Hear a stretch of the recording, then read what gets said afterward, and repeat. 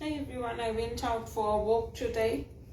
Flowers for my dad, my late dad. It was his birthday today. So every year, that's what I do. I buy a little bouquet of flowers, and then I divide them up between my prayer space, where I have my dad's picture, and I put one in the bedroom. The flowers are not that cheap anymore, so they were reasonable. They were not over $15, so I bought those. And I like chrysanthemums. They're nice flowers. The carnations were too expensive. Usually I buy carnations or roses, but they were too expensive. So that's a nice way to remember my dad. And I went to Mass this morning as well. And I spent the day doing reading, reflections. I applied for some jobs. And it's unfortunate that I'm not getting work in the church. We have some beautiful retreat centers here in Toronto. They're not too far. One is in Guelph. And if you go on their website or you check Facebook, you can see all the different retreats that are coming up. And they booked out, they sold out already now till September. So it's really a beautiful space to get away, to go to pray there. And I've given retreats there as well with Maureen MacDonald and Sister Kathleen McAlpin and some of the other Jesuits who are no longer in Toronto. But I haven't been on a retreat for many years. There's also Manresa, which is in Pickering. So that's also a nice retreat center to go to. And when the Jesuits are here who know me, then they get me involved, but they're not here right now. Father Michael Kalachik and Sister Kathleen moved back to America because Sister Kathleen and Scott know the discrimination in Canada is very, very bad, and it's very hard to get any positions in the church and doing the kind of creative work that I want to do. So that's why I'm trying to do my John Maxwell and show people what I do at home. The things I do here are the same things I used to do in Zimbabwe.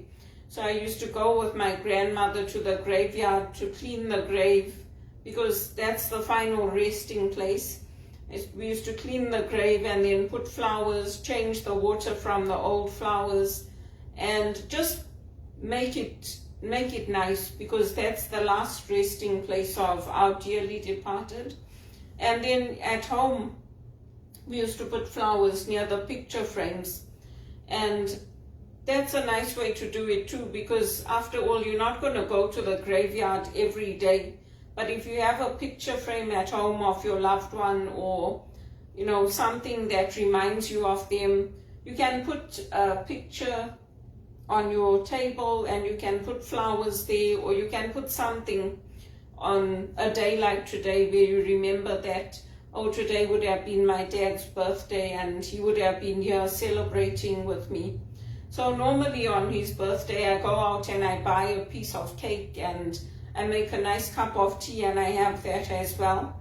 But this year I just bought the flowers. I might buy a piece of cake. I'm not in the mood for it, but I might do it like at the weekend or something. And it's just a nice way to remember that, you know, they touched our lives, they were a part of our lives, and now they're with the Lord, they're at peace, and they're with the Lord in that heavenly realm. And yeah, so that's what I do. But do check out the retreat sites for Guelph and Manresa if you're in the Toronto area. They're such beautiful spaces. I would love to be able to give retreats there again with the priests that know me. I don't know that many of the Jesuits anymore because I don't get out to Our Lady of Lourdes, and I go to Regis College when I'm invited, but my parish is right next door, so it doesn't make sense for me to go all the way downtown when I can go to Mass next door. And it's a nice parish, but that's the parish I had contacted for me and my mom, asking for help, asking for financial aid, and even for the food, and they didn't get back to me. So I don't know if they know that I'm affiliated with the Jesuits and I'm a companion with them. But anyway, I just hope and pray things fall into place, because it's been a long time now. I'm glad I had work in February. At least that gave me a break with the elections. But I'm looking to get back to work as soon as possible.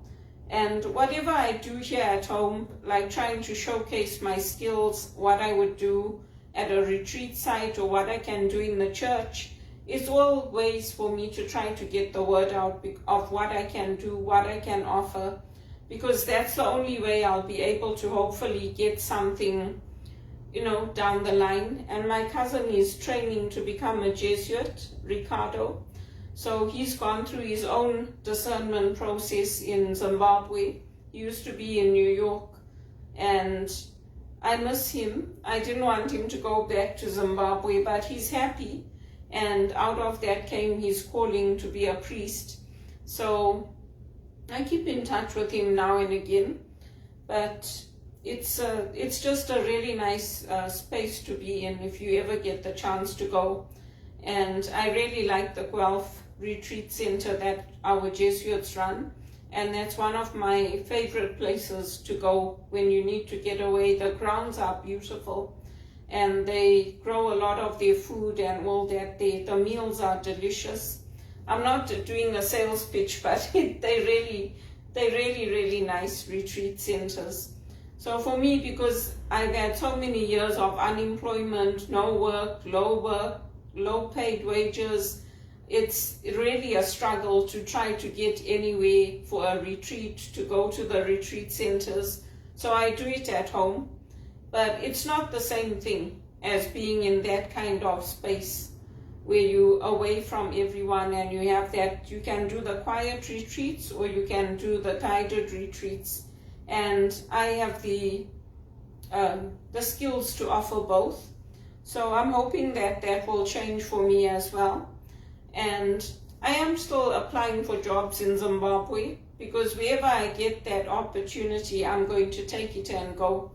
And I mean, that's the main thing. I don't want to land up being a burden on others and sitting at home like this. It's over a year now. My unemployment benefits have run out, so I don't even get that. And it's sad, because, I think my dad, and for all Zimbabweans, we don't like to sit at home. We are brought up, we are raised to work and to provide for ourselves, and not to be a burden on others. So please continue to pray for me. And if you are able to, say an Our Father, a Hail Mary, and a Glory be for my dad, that would be nice. I would appreciate that. And I'm grateful for his life. And after all, if he didn't live, I wouldn't be here. He was a lovely man, and I'm glad that we had some time with him, however short it was.